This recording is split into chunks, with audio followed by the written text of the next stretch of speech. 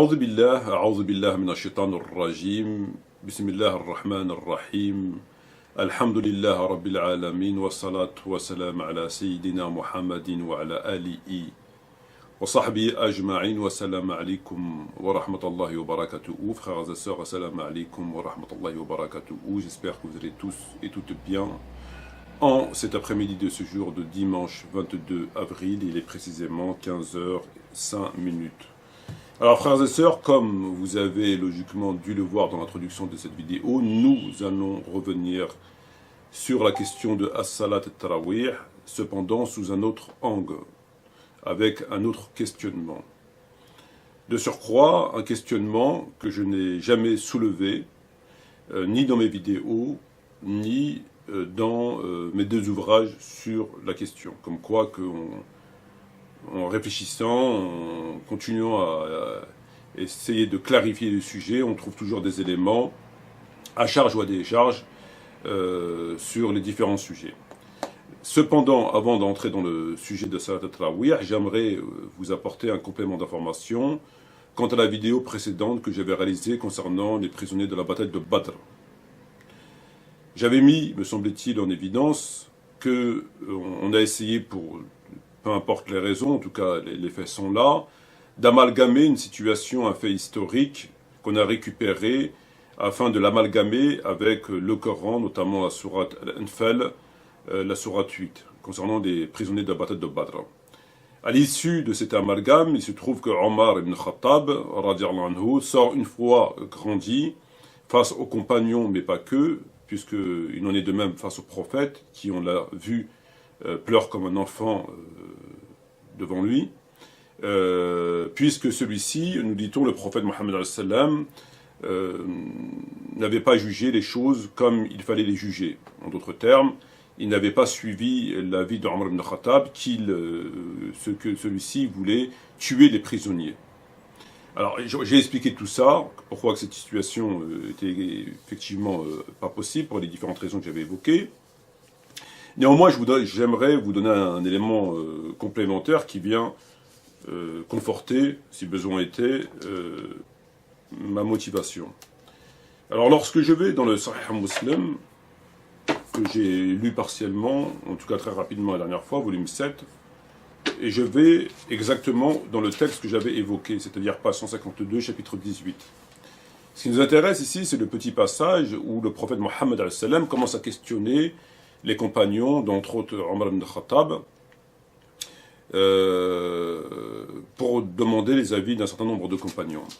Alors, lorsqu'il pose la question à Omar ibn Khattab, il lui dit « Et que proposes-tu, ô Ibn Khattab ?» demanda le messager de Dieu. Omar ibn Khattab rapporte « Oh que non, dis-je, par Dieu, au messager de Dieu, je ne conviens pas avec l'avis d'Abu Bakr. Je vois plutôt que tu nous permets de les décapiter. Tu permettras à Ali de décapiter Aqil et à moi de décapiter un tel, l'un des proches de Omar. Car ces gens sont les chefs les plus endurcis des impies. » Ensuite, le messager de Dieu pencha pour l'avis d'Abu Bakr, etc., etc. Très bien. Alors, là, ce qu'il faut faire, un rapprochement avec la motivation de Omar ibn Khattab et le Coran. Le Coran, comme on l'a vu, vient reprocher aux compagnons, en leur disant, aux prophètes, aux compagnons, en leur évoquant la question du butin, comme on l'a vu. Parce que le butin n'était pas licite, parce qu'ils ont cherché à faire du butin, etc. Très bien. Donc le Coran parle expressément et précisément du butin. On l'a vu, c'est très clair. Alors que les faits historiques, cette histoire, reprise dans d'autres ouvrages, vient nous dire que le Coran est venu conforter l'avis de Omar parce que celui-ci voulait tuer les prisonniers. Il voulait les tuer.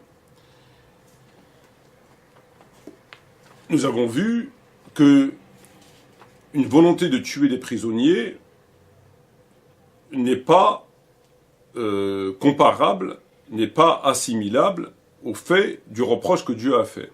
Puisque Dieu, comme je l'ai expliqué, faisait un reproche concernant, durant la bataille, le fait d'avoir fait du butin illicite. Or, on nous avait dit que, puisque Omar avait donné le bon jugement de ce qu'on devait faire en aval des prisonniers, non pas en amont du jihad, de la bataille, il a donc venu, Allah a donné donc raison à Omar ibn Khattab, ce qui n'était pas possible. Parce que, un, parle d'un litige, que doit-on faire des prisonniers, qu'est-ce qu'on doit en faire, alors que Allah parle du butin et du fait de savoir s'il était licite ou pas. Donc ce sont deux situations différentes. Ça, on l'a évoqué hier, inutile de le répéter davantage. Alors ce qui vient conforter cette opinion, c'est que lorsque le prophète demande à Omar ibn Khattab son avis, celui-ci répond: tu permettras à Ali de décapiter Aqil et à moi de décapiter un tel. Car ces gens, c'est là où c'est intéressant, car ces gens sont les chefs les plus endurcis des impies. Donc le motif, le mobile, la motivation de Omar ibn Khattab qui voulait tuer les prisonniers, notamment, d'ailleurs c'est pas tous les prisonniers, parce qu'il parle de Ali et de Aqil, etc. Donc il parle des chefs du polythéisme. Ali de décapiter Aqil et moi de décapiter un tel, car, dit-il, Omar, car ces gens sont les chefs les plus endurcis des impies. Donc le motif que Omar voulait tuer ces gens, c'était, il dit, car ce sont les chefs les plus endurcis des impies. Donc lui, c'était pas en rapport avec le butin, est-ce qu'il était licite ou pas licite. S'il voulait les tuer, il voulait tuer vraisemblablement que les chefs. Pourquoi ? Parce qu'ils étaient, je répète, les chefs les plus endurcis des impies. Donc lui, il voulait les tuer parce que c'était les chefs de la mécréance, c'était les chefs du polythéisme, etc. Donc lui, son mobile n'était pas parce que c'était du butin, qu'on n'avait pas besoin de butin, que c'était haram de faire du butin, etc., etc. C'était parce que c'était des chefs, c'est tout. Il n'a pas dans sa tête, il ne parlait pas de lui de butin, licite ou pas licite. Alors que Dieu, Allah Azza wa Jal, vient lui parler du butin. Lui, il parlait pas, le Coran ne parle pas des chefs ou pas chefs, etc. Il parlait du butin en amont de la bataille, dans un premier temps, et non pas en aval. Et de surcroît, il parle du butin illicite, alors qu'Omar veut tuer pour un autre motif. Donc c'est justement davantage impossible de faire le parallèle entre l'un et l'autre.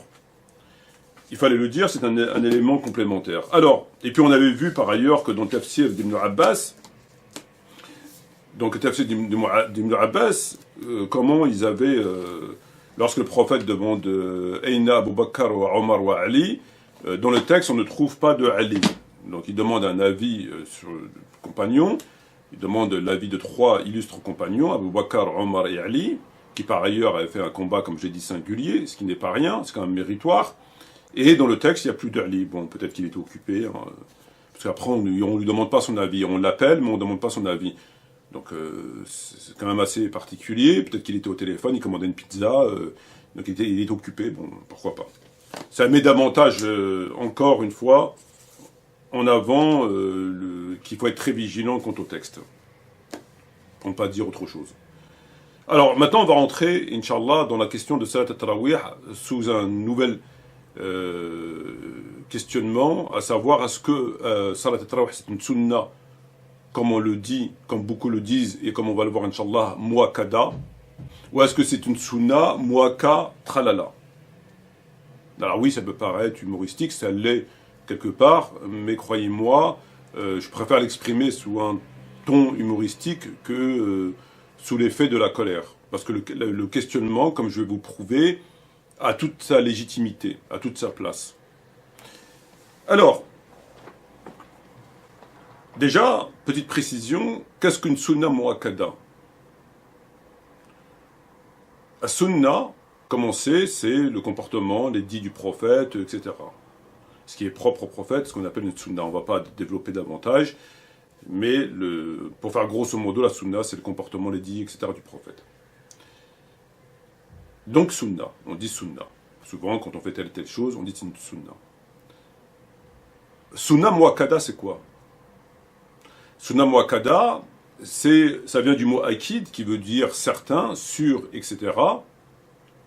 A sunna muakkada, c'est une sunna, donc quelque chose qui est en rapport avec le prophète Mohammed sallam, mais qui est muakkad, qui est sûr, qui est certain, akid, la shik. Il n'y a pas de doute. Quand on dit sunna, on dit sunna, mais peut-être c'est pas vraiment une sunna. Bon, on dit sunna, mais peut-être c'est pas vraiment une sunna. Là, on dit sunna muakkada, ça veut dire c'est sûr et certain. C'est comme si quand vous mettez un tampon sur un document, vous dites certifié, conforme, certifié, c'est certifié. Voilà, c'est-à-dire que l'autorité légale a certifié que les tarawih étaient une sunna muakkada. En d'autres termes, c'était une pratique du prophète certifiée, muakkada. Très bien. Ça veut dire qu'il n'y a pas de doute. Il n'y a pas de doute. Sur d'autres choses, on dit sunna, il peut y avoir un doute, peut-être, peut-être pas, est-ce que tu es sûr, il a fait, est-ce qu'il n'a pas fait. Comme les 2 prières de salutation dans la mosquée, c'est une sunna muakkada, etc. Donc il y a des choses qui sont certifiées. Donc il n'y a pas de doute. Il n'y a pas de place au doute. C'est certifié. Alors on va faire une brève synthèse, qui est ma foi tout à fait indispensable, concernant le cheminement de l'enquête, la synthèse de l'enquête entre guillemets, sur cette prière innovée. Le déclenchement de l'enquête, qui a suscité une suspicion tout à fait légitime, étant qu'on s'est rendu compte que les motivations d'un certain nombre de savants, dans leurs livres de produits finis, comme on va le voir, ont caché, ont occulté, le plus souvent, un hadith péremptoire. Un hadith péremptoire, on lui donne le statut de hadith péremptoire parce que il est impossible de l'expliquer, de le contourner, de l'abroger. C'est-à-dire que on ne peut pas, en le citant, on ne peut pas l'expliquer et en disant que le tarawih c'est une sunna. C'est un hadith péremptoire, c'est-à-dire que dès lors qu'il n'est pas abrogé, il n'y a pas d'explication qui puisse permettre de le contourner, de ne pas la respecter, etc. C'est sahih, il parle expressément de ça, il est péremptoire, il est ferme, etc., etc. Donc la première chose qu'ils ont fait, pas tous, mais un certain nombre, les livres un peu plus sérieux de fiqh, d'un certain niveau, sur les plus volumineux, le plus souvent l'évoquent, après ils l'expliquent à leur façon, ils l'ont occulté. On ne le trouve pas. Ils ne le citent pas. Comme Albani, rahimahullah, il a fait un livre qui s'appelle Salat al-Tarawih, qui est en langue arabe. Dans son livre, à aucun moment il le cite. On ne peut pas le citer et ne pas le respecter. On ne peut pas le citer et faire autrement. C'est pas possible. Fasalu wa yunas fi buyutikum, fa inna afdal salat salimi fi baiti ila maktuba, débat clos, c'est terminé. Donc, un des moyens étant de l'occulter, de ne pas l'évoquer, on n'en parle pas. Très bien. Donc, finalement, la défense, c'est-à-dire en faveur des tarawih avec leurs explications, a jeté toutes ses billes.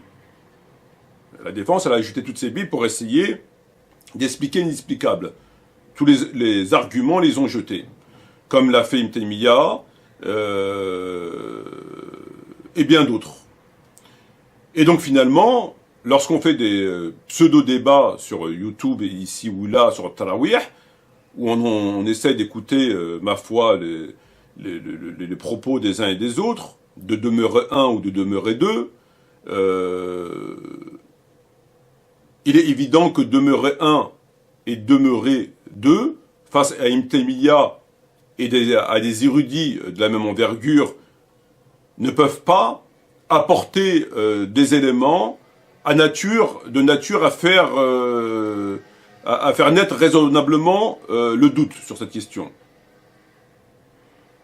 C'est pas possible. Si Ibn Taymiyyah, il a jeté toutes ses billes et d'autres ont jeté toutes ses billes, et on les connaît, c'est pas aujourd'hui sur YouTube demeurer numéro 1 ou demeurer numéro 2, pas plus que demeurer numéro 3, numéro 4, qui va apporter des éléments, des nouveaux éléments, de nature à faire raisonnablement, à faire naître raisonnablement le doute. C'est pas possible. Donc le débat sur cette question, il est clos. Puisqu'on a tous les éléments. Alors ça c'est un premier point, c'est le fait qu'ils ont occulté le hadith. Ensuite, lorsque on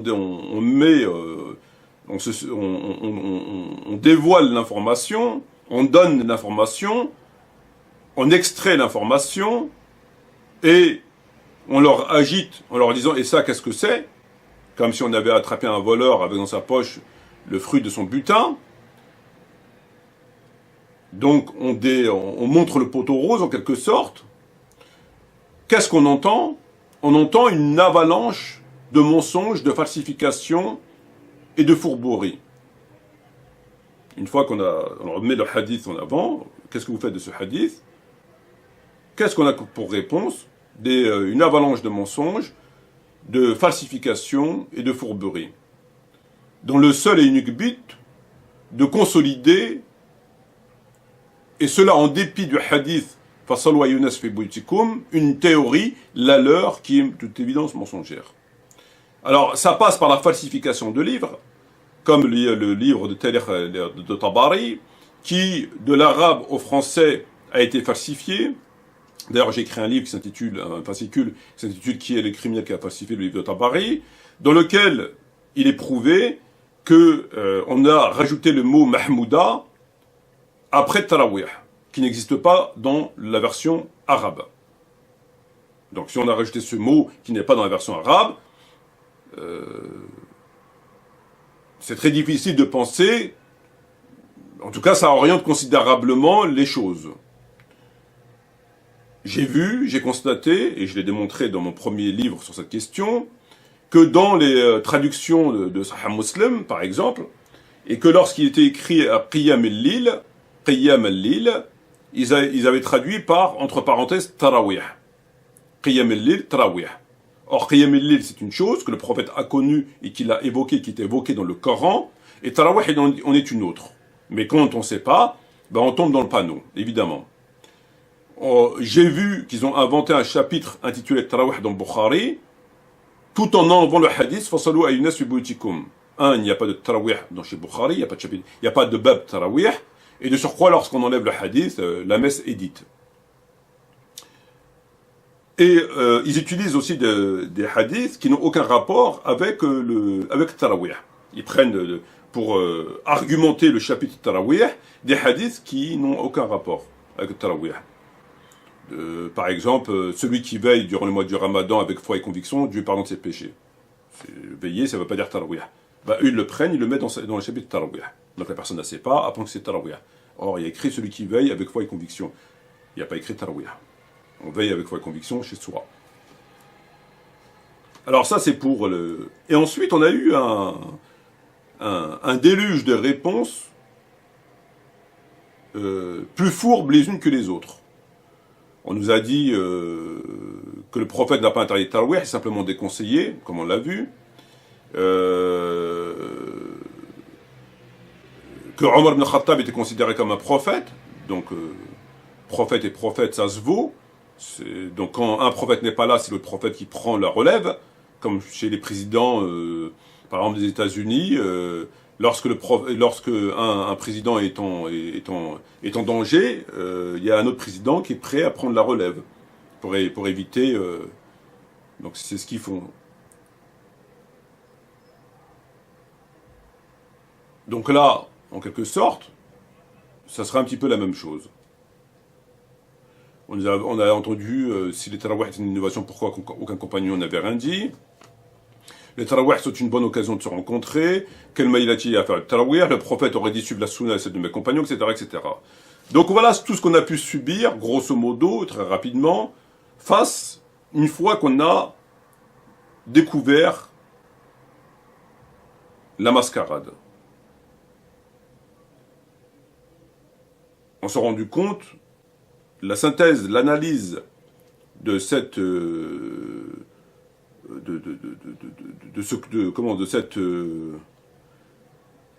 cette méthodologie,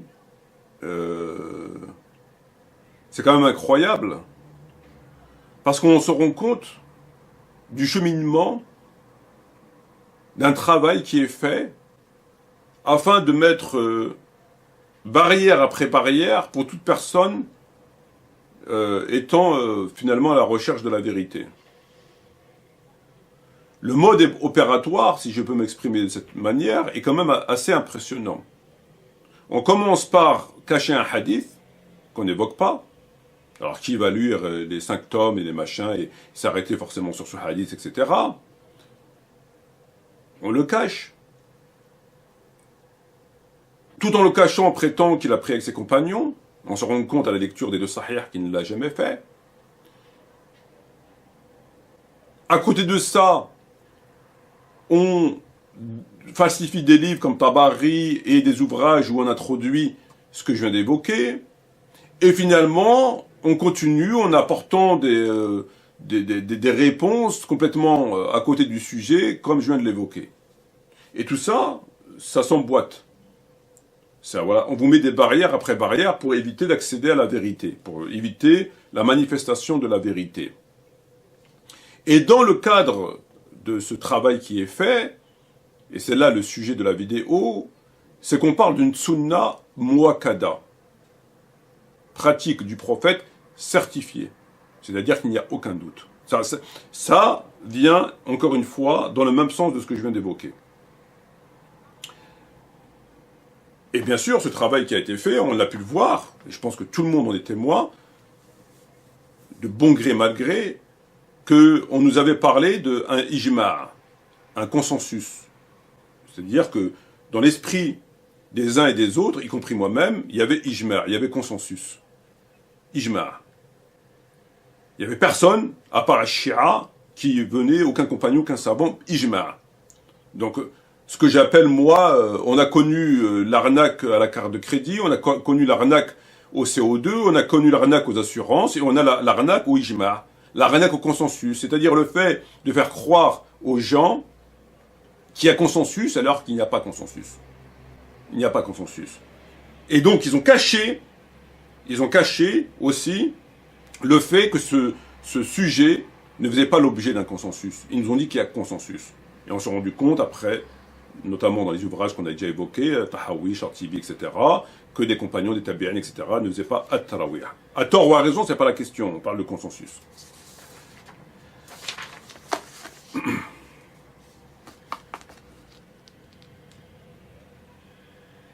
Alors, frères et sœurs, il est intéressant de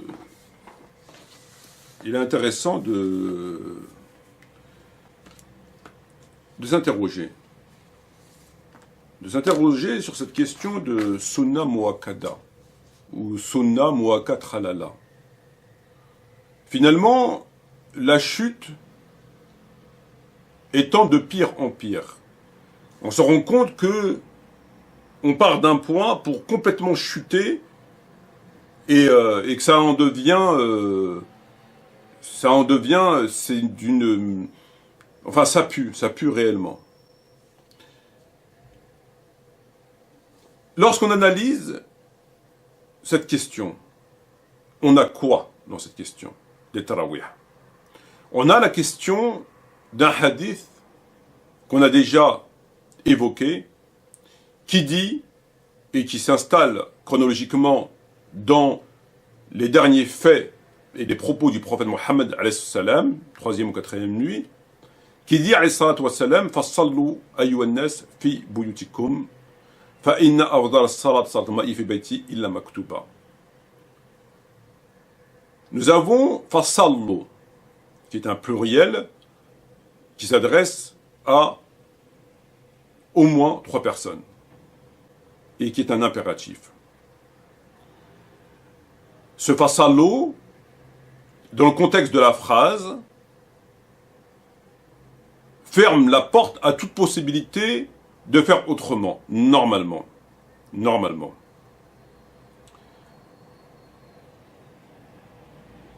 Normalement, ce fasallo, de surcroît, comme j'ai déjà expliqué, sur le ton de la colère, la chronologie des événements et de l'impératif en soi, dans le contexte de la phrase qui a été dite, accompagnée de les choses en étaient dans le même état jusqu'au califat d'Omar ibn Khattab, ne laisse plus place au doute que ce fasallo aurait dû être pris à lui seul, aurait dû suffire à mettre un terme à toute polémique autour de ce sujet.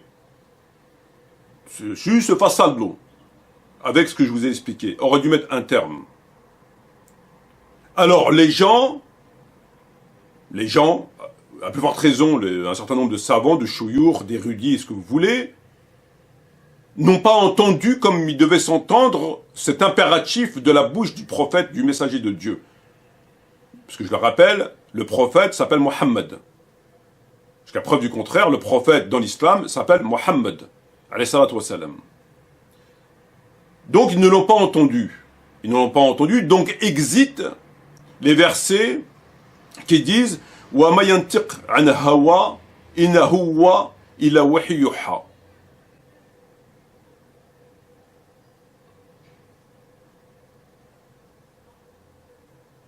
Et si on se tourne vers les tafsirs oraux de ce chiour que l'on a aujourd'hui, les Abou je m'en fous, Abou portant, Abou de souffle, et tous ces Abou, leur tafsir serait de dire, si on leur demandait وَمَا يَنْتَقْ عَنْ هَوَى إِنَّ هُوَ إِلَّا وَحْيٌ يُوحَى, ils vont te dire إِلَى يَوْمَيْنِ. وَمَا يَنْتَقْ عَنْ الْهَوَى إِلَى يَوْمَيْنِ, sauf 2 jours.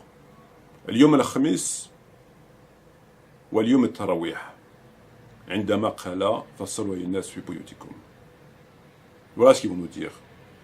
Exit les versets qui disent قل إن كنتم تحبوا الله وتبعوني يحبكم الله ويغفر لكم ذنوبكم والله غفور رحيم.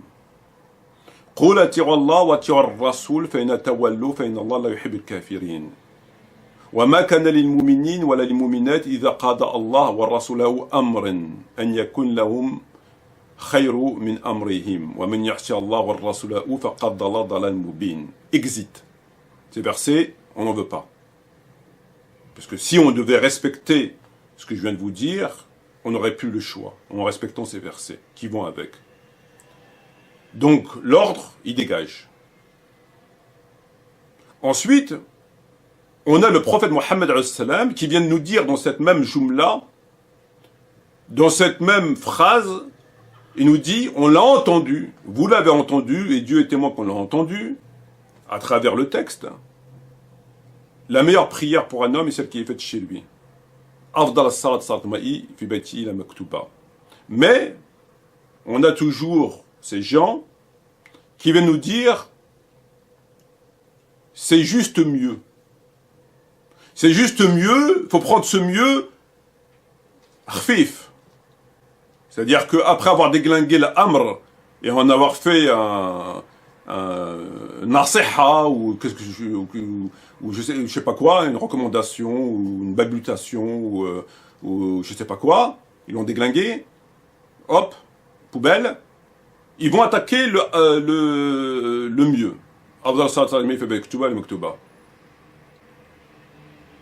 Ils vont vous dire c'est juste mieux. Mais le mieux, mais nous, on aime le mieux, mais pas, on aime le moins mieux. Oui, mais c'est le mieux comme ça. Nous, on préfère ce qui est moins mieux. Voilà, on préfère la mosquée, c'est moins mieux, le prophète il a dit. C'est mieux là-bas, mais nous, on préfère la mosquée. Donc là, c'est allô docteur. Tabib. Pourquoi tu vas là-bas alors que le truc. Donc là, encore une fois, ils ne comprennent pas. On a l'ordre, on a le mieux, ils ne comprennent pas. Ensuite, on a l'ulama, ba'd min l'ulama, avec leurs termes, leurs mots. L'imam Shafi'i, rahimahullah, Malik, rahimahullah, Tahawi, etc., etc. Ils disent c'est mieux. C'est mieux de faire la maison. Mais là, encore une fois, ils n'écoutent pas. C'est mieux, oui, mais il ne faut pas les vacances, des trucs, des machins, c'est mieux, mais mieux. On va comme mieux, mais bon. Ça ne les intéresse pas. Ils n'écoutent pas ces savants, ça ne les intéresse pas. Toujours à la mosquée.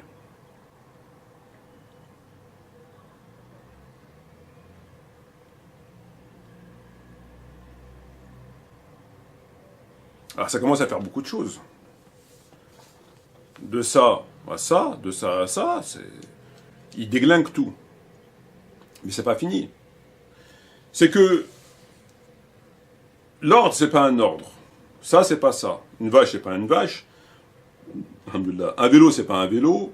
Un nounours, c'est pas un nounours. Un pain au chocolat, c'est pas un chocolat. Comme on l'a entendu, les mois, c'est pas les mois. La lune, c'est pas la lune. Le soleil, c'est pas le soleil. Les mois sacrés, enfin, tout ce que vous voulez, c'est jamais ça. Bon.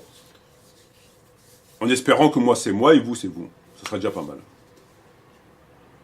On sait, et personne ne pourra contester, personne ne peut contester, que le prophète a dit « أفضل الصلاة صلاة الميت في بيته إلا مكتوبة. Là, on a compris. On a compris. La meilleure, ça, on a compris. Même s'il ne respecte pas, l'ordre, non, c'est pas un ordre, ça, c'est pas ça, mais ça, meilleur, on a compris. Bon. Meilleur comment? Meilleur, mais c'est meilleur. On sait qu'on ne peut pas inverser quand même. Pas dire, bon, on ne peut pas inverser. Alors, là, ça devient extrêmement grave. Extrêmement grave. Je prends Ar-Ruh as-Salat fi al-Islam. Je vais dans le chapitre, si on peut appeler ça un chapitre, il y a 3 phrases. As-Salat al-Tarawih.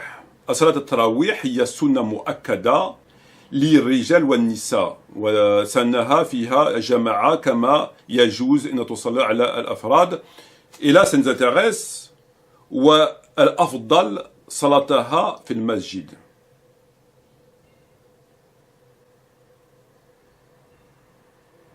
Il vous dit ici que c'est une sunna muakkada pour les hommes et pour les femmes, sunna, etc., etc.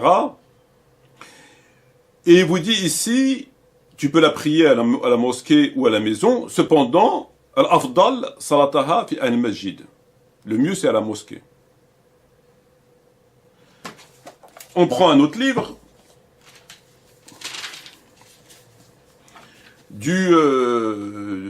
on appelle ça un shir ou un savant, appelez-le comme vous voulez, As-Salih ibn Fawzan ibn Abdullah ibn As-Salih ibn Fawzan ibn Abdullah al-Fawzan.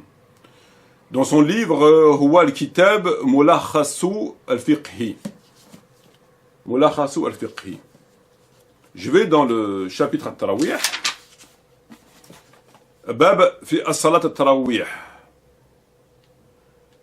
Alors, soit هي سنة مؤكدة وفعلها جماعة في المسجد أفضل فقد صلاها النبي. Il vous dit les deux, puis d'autres, j'aurais pu en citer d'autres, mais c'est pas le but, c'est juste pour mettre en évidence qu'il est préférable de la faire à la mosquée.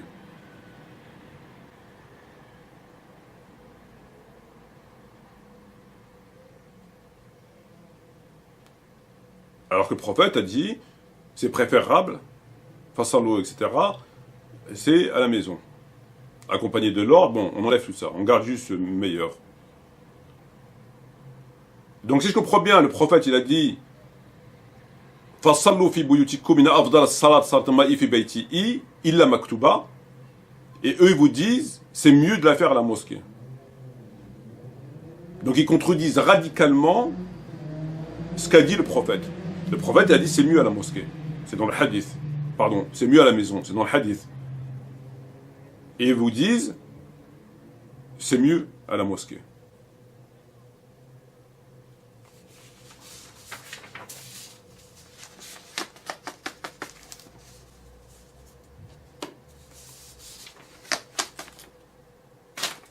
Ça se passe de commentaires. Ça se passe de commentaires.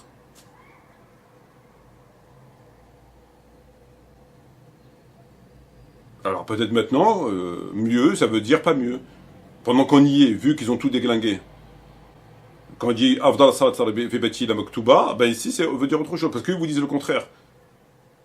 Il est préférable de la faire à la mosquée. Le prophète, il n'a pas dit ça.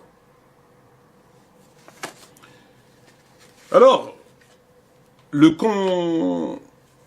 muakkada, est-ce que c'est une sunna muakkada ou une sunna muakkad halala?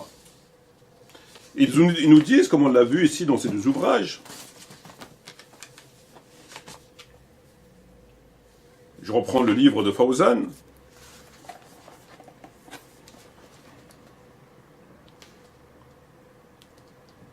voilà, donc Bab Salat al-Tarawih, etc. في شهر رمضان مبارك الصلاة التراويح وهي سنة مؤكدة وهي سنة مؤكدة. Donc sunna muakkada, et ici c'est pareil.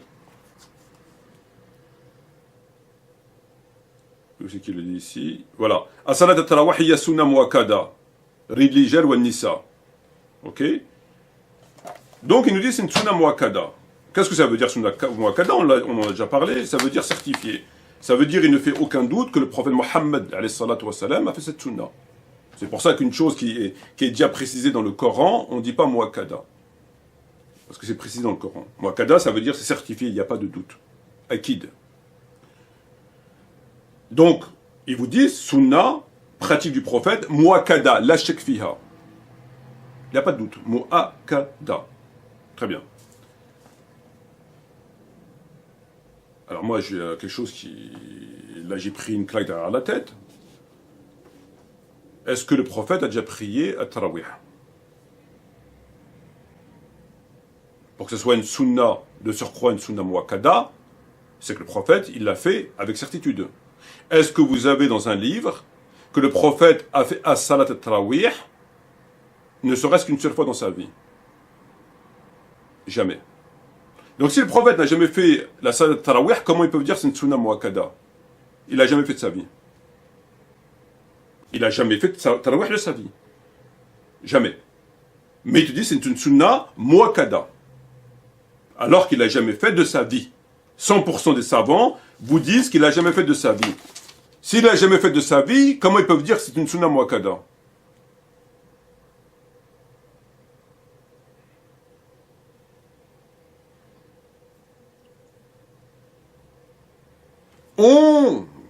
Dans leur mauvaise foi, ils n'ont plus rien à prouver, ils vont nous dire il a pris 3 jours. Donc s'il a pris 3 jours, c'est une sunna muakkada. Premièrement, on a prouvé qu'il n'a pas pris 3 jours, pas plus qu'il a pris une nuit, mais en admettons, on va dire qu'il a prié 3 jours. Voilà, il a pris 3 jours. Même une semaine. Très bien. Mais les tarawih, c'est pas 3 jours, c'est 1 mois. C'est un abus de langage. Là, c'est un abus de langage. Les tarawih, c'est combien de temps? C'est 1 mois. Quand on dit j'ai fait tarawih, ça veut dire que tu as fait tarawih durant 1 mois. Du début à la fin du ramadan.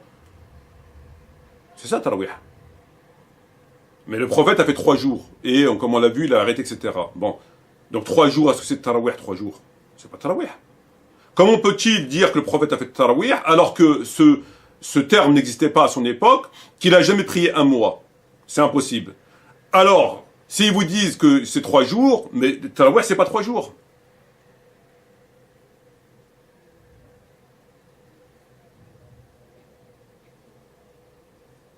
C'est pas 3 jours.